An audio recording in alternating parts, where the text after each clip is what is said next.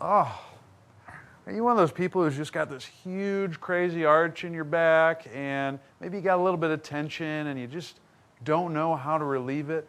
Well, I got some news for you. First off, having a little bit of arch in your lower back is actually quite normal. It's one of the normal postures that should happen in your lower back. It's called lordosis, and it's totally normal.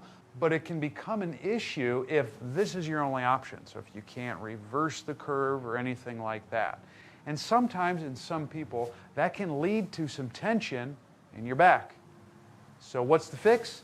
Well, I'm glad you asked. The fix is right here. So if you're one of those peeps who has that deep arch in your back, all you got to do is teach yourself how to reverse it. And here's how you can do that. You're going to get on hands and knees. And I want you to start by first actually exaggerating your posture. So really let that back arch. You're like, well, why am I doing that? The reason why you're doing that is because it gives you a little bit of contrast for what we're going to be doing next, which is going the exact opposite direction. So you're going to arch your back. Then you want to think about unarching yourself by tucking your hips underneath you, just like so. And you can just start by getting a little sense of what that motion in your hips feels like.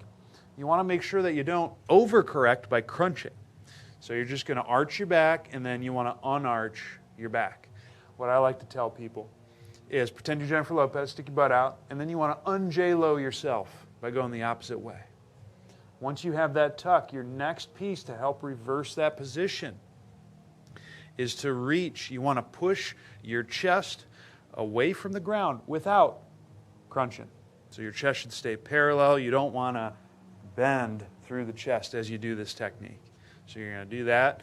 And then, of course, it wouldn't be a Therapy Tuesday if I didn't have you do some breathing in this position. So while you get your tuck, while you keep your reach, you want to hold that position. Don't sag. Don't lose the tuck and arch. You want to hold this position and breathe in through your nose silently. Let out the longest exhale humanly possible.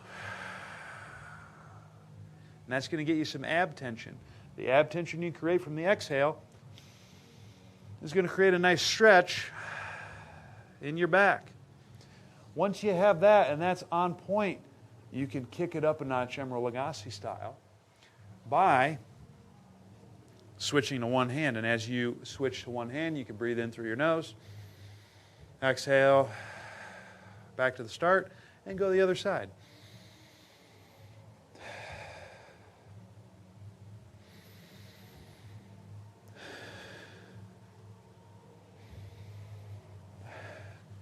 But try that out, see how it feels, and then recheck how your back is moving and grooving.